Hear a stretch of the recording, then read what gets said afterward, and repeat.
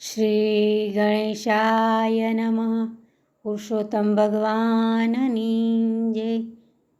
આજે સાંભળીશું અધ્યાય 14મો, વાલ્મીકી ઋષિનો સત્સંગ, અને આજની વાર્તા સાંભળીશું અભિમાની ભાભી. વાલ્મીકી ઋષિનો સત્સંગ. ભગવાન નારાયણના શ્રી મુખેથી પાવન કથાના શબ્દો સરી રહ્યા છે. હે દેવર્ષિ, એક દિવસની વાત છે. રાજા દ્રઢધન્વા દરબારમાં ઉદાસ મુખે બેઠા છે, ત્યારે એના સદભાગ્યે ભગવાન શ્રી રામના યશોગાન નિર્મળ ચિત્તે ગાનાર મહર્ષિ વાલ્મીકી ત્યાં પધાર્યા. રાજા દ્રઢધન્વાએ તત્કાળ ઉઠીને આસન આપ્યું, પ્રણામ સ્તુતિ કર્યા, ચરણ કમળ ધોઈને પૂજા કરી. રાજા દ્રઢધન્વાના આવા સેવાભાવથી પ્રસન્ન થયેલા મહર્ષિ વાલ્મીકીએ પૂછ્યું, રાજન, એવી તે કઈ ચિંતાએ તમને ઘેરી લીધા છે કે તમારા મુખમંડળ પર ઘેરી ઉદાસી દેખાઈ રહી છે? રાજા દ્રઢધન્વા અત્યંત વિનયી અવાજે બોલ્યા, હે મહર્ષિ, મૃગયા રમવા ગયો ત્યારે અરણ્યમાં મેં એક પોપટ જોયો. એ દૈવી પોપટે મને એક શ્લોક કહી સંભળાયો. આ શ્લોક સાંભળ્યા પછી મારી ઊંઘ વેરણ થઈ ગઈ છે. 32 ભોજન કડવા લાગે છે. રાજા દ્રઢધન્વાએ એ શ્લોક ઋષિને કહી સંભળાયો. પછી આર્ત સ્વરે પ્રાર્થના કરી, હે ગુરુવર્ય, આપ તો મહાજ્ઞાની છો. આપ આ શ્લોકનું વિસ્તારથી વર્ણન કરીને મારો શોક હરો. મને આ રાજ, આ સુખ વૈભવ, સંતાન સુખ મારા કયા પુણ્ય બળે મળ્યું છે એ વિશે મને જણાવો, તો જ મારા હૈયાને શાંતિ થાય. ઋષિ વાલ્મીકી તો ત્રિકા જ્ઞાની હતા. સમાધિમાં દ્રષ્ટિ કરતાં જ ભૂત, ભવિષ્ય અને વર્તમાન જણાવી દેતા. મંદ મંદ સ્મિત કરતા મહર્ષિ બોલ્યા, હે ભક્ત, ગયા જન્મે તું દ્રાવિડ દેશનો બ્રાહ્મણ હતો. તારું નામ સુદેવ હતું. તું અત્યંત શ્રદ્ધાળુ, ધાર્મિક જીવન જીવનારો, પરમ સંતોષી જીવ હતો. તારી પત્ની પણ તારા પગલે પગલે ચાલનારી પવિત્ર સાધ્વી સ્ત્રી હતી. એ તને જ પરમેશ્વર માનીને રાત દિવસ તારી સેવામાં લીન રહેતી. લગ્નને ઘણો સમય વીતવા છતાં તમારા ઘેર પારણું ન બંધાયું, ત્યારે તમે બંને ચિંતા કરવા લાગ્યા.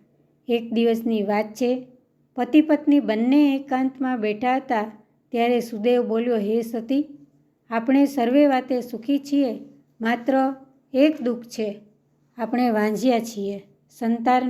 સંતાન વગરનો સંસાર સ્મશાનવત છે. પિતૃઓ પણ પોતાના વંશમાં સંતાન થાય એવી ઝંખના રાખે છે.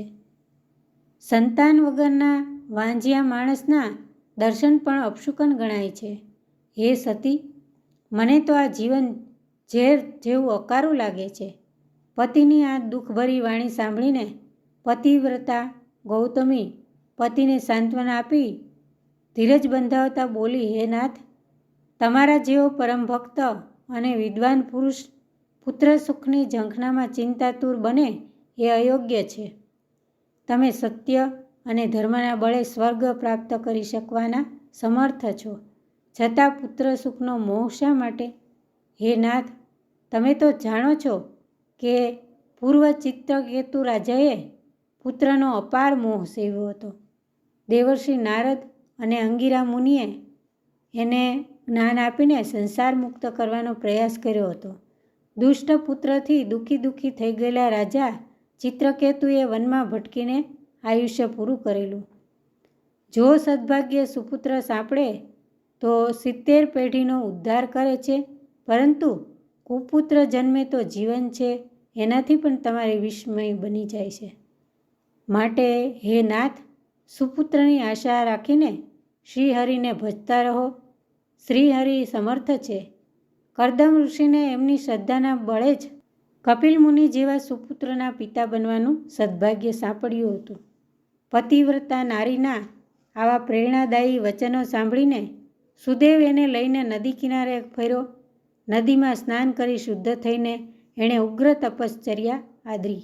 દર 5મા દિવસે આહારમાં માત્ર સૂકા પાંદડા લેતો. પૂરા 5 વર્ષ સુધી સુદેવે આવી ઉગ્ર તપશ્ચર્યા કરી. ત્યારે ભગવાન વિષ્ણુ પ્રસન્ન થયા અને ગરુડ પર બેસીને પધાર્યા.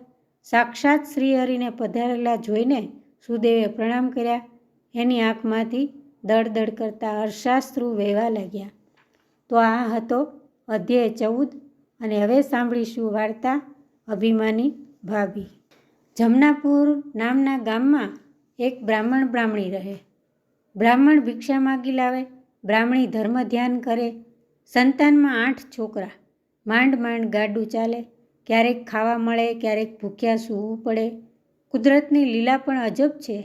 જ્યાં ખાવાનું હોય ત્યાં ખાનાર ન મળે અને જ્યાં ખાવાનું ન હોય ત્યાં ખાનારના ટોળા હોય. પણ બ્રાહ્મણી સંતોષી જીવ. જે મળે એ પ્રેમથી જમે અને ન મળે તો પ્રભુનું નામ લઈને ઉપવાસ કરી નાખે. બ્રાહ્મણીનો ભાઈ ઘણો ધનવાન હતો.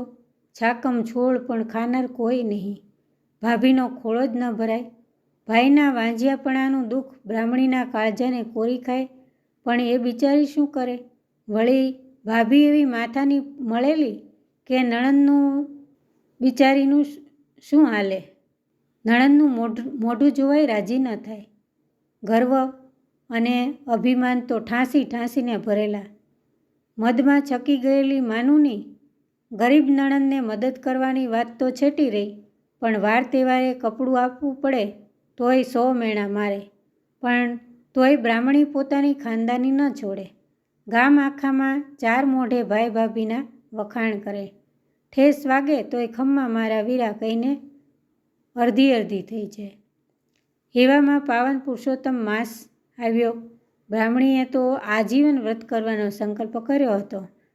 આ વખતે તો અભિમાની ભાભીએ પણ સંતાનની ઈચ્છા સંતોષવા વ્રત શરૂ કર્યું.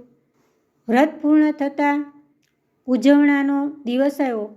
અભિમાની ભાભીએ તો ધામધૂમથી વ્રત ઉજવવાની તૈયારી કરી. 500 બ્રાહ્મણોને નોતરા દીધા. પછી આવી નણંદના ઘેર અને કહેવા લાગી, સાંભળો નણંદબા, હું બેસવા નથી આવી. લોકલાજે નોતરું દેવા આવવું પડ્યું. 8 તમારા ગલુડિયા, 9માં નણંદબા તમે અને 10માં તમારા વરદેવ. સાગમટે જમવા હું બોલાવું ત્યારે આવજો. દુકાળિયાની જેમ દોડ્યા ન આવતા. ભાભી તો ચાલી ગઈ, પાથરણા પડી રહ્યા. બ્રાહ્મણીને તો ઓછું આવી ગયું, પણ 8 છોકરા હરખઘેલા થઈને નાચવા લાગ્યા. મામાના ઘેર જમવા જવાનું, જાત જાતના પકવાન ખાવાના. બિચારા છોકરા તો સાંજે પેટ ભરીને મેવા મીઠાઈ મળશે એવી આશાએ સવારે ખાધું પણ નહીં. બિચારી બ્રાહ્મણી તો છાના ખૂણે બેસીને રડવા લાગી. એમ કરતાં સાંજ પડી. લાલ પીળા કપડાં પહેરીને જમવા જવા લાગ્યા. સૌની આંગળીએ છોકરા હતા. પેટ ભરીને લાડુ ખાવાના અને ઉપરથી મોં માગી દક્ષિણા. બ્રાહ્મણીના છોકરા પણ ધમપછાડા કરવા લાગ્યા. સવારના ભૂખ્યા. બ્રાહ્મણી માંડ છોકરાને સમજાવીને શાંત રાખતી. આપણે તો ઘરના માણસ, સૌ જમી લે પછી જમીએ તો જ શોભે. હમણાં મામી ભાણેજડાને તેડવા આવશે. દી આથમી ગયો પણ કોઈ તેડવા ન આવ્યું ત્યારે બ્રાહ્મણીનો જીવ કકળવા લાગ્યો. અરે રે, મારા વીરે ગામ જમાડ્યું અને મારા છોકરાને ભૂખ્યા પેટે સૂવું પડ્યું. આ તે મારા કેવા દુર્ભાગ્ય! આવી ગરીબી કરતાં મોત સારું. ભૂખ્યા પેટે સૂઈ ગયેલા છોકરાને સવારે કાંઈક ટાઢું શીળું ખાવા આપવા માટે બ્રાહ્મણી ભાઈના ઘેર ગઈ.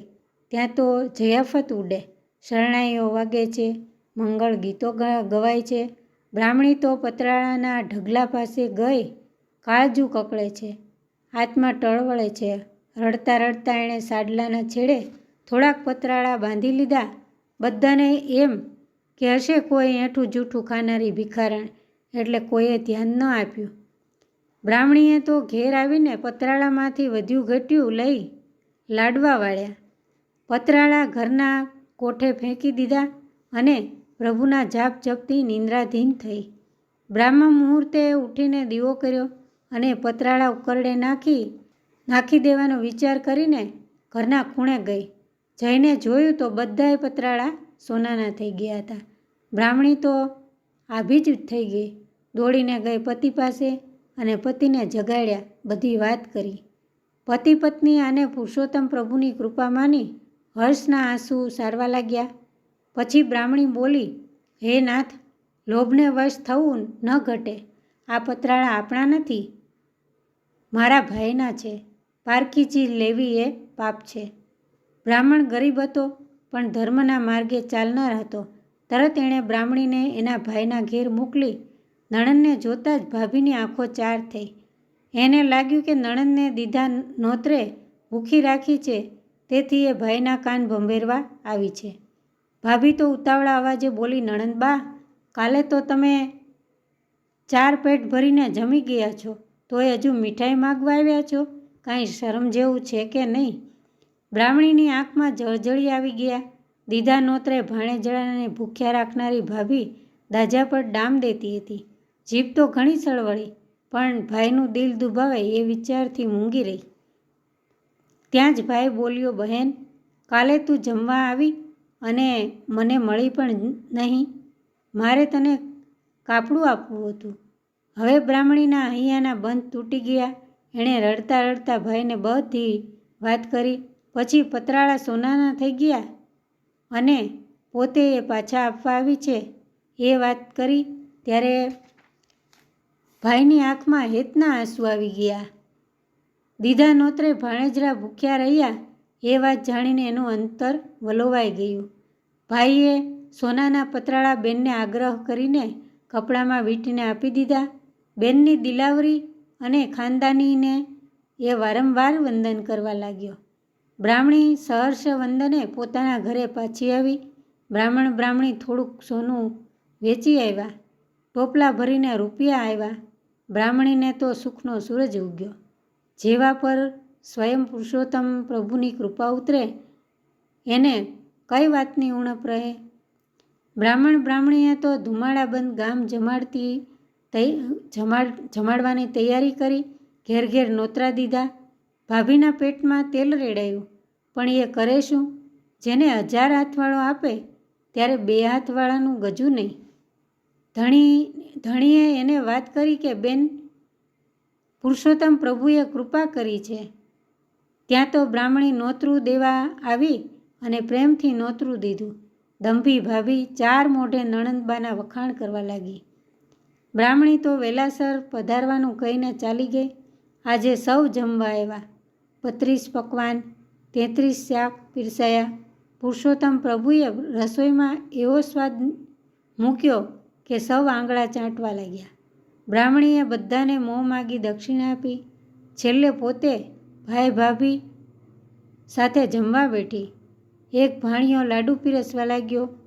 મામીની થાળીમાં એણે 1.25 શેર સોનાના લાડુ મૂક્યા. ભાભી ભોંઠી પડી ગઈ. અરે ભાણાભાઈ, સોનાનો લાડુ તે વળી ખવાતો હશે? તમે ખરા છો.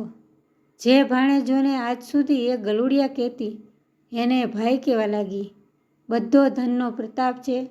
નાણાં વગરનો નાથિયો નાણે નાથા લાલ. ત્યારે ભાણેજ પણ ઠાવકું મોં રાખીને બોલ્યો, મામી, હવે અમે ગરીબ રહ્યા. તમને શોભે એવું પીસ્યું છે, માટે પ્રેમથી જમો. તમે અમને જે હેતથી સાગમટે જમાડ્યા છે એવું તો અમારાથી ન થાય, પણ આ તો ફૂલ નહીં ને ફૂલની પાંખડી. મામીની ભોંઠપનો પાર ન રહ્યો. એની આંખ ઉઘડી ગઈ. આંખમાંથી પસ્તાવાના આંસુ વહેવા લાગ્યા. એ ઉઠીને નણંદ પાસે આવી અને પગે પડીને સાચા દિલથી માફી માગવા લાગી. નણંદે એને માફ કરી દીધી. બધા સાથે જમ્યા, સાથે રમ્યા. શ્રદ્ધા થકી જે વ્રત કરે નર હોય કે નાર, ફળ એને લાદશે નિશ્ચય માંજો એ સાર. પૂર્ણ પુરુષોત્તમ સેવતા સફળ થાય અવતાર, સુખ સમૃદ્ધિ પામશે અભરે ભરે ભંડાર. હે પૂર્ણ પુરુષોત્તમ પ્રભુ, તમે જેવા ભલી ભોળી બ્રાહ્મણીને ફળ્યા એવા તમારું વ્રત કરનાર, વાર્તા સાંભળનાર સૌને ફળજો. જય શ્રી કૃષ્ણ. જય પુરુષોત્તમ ભગવાન.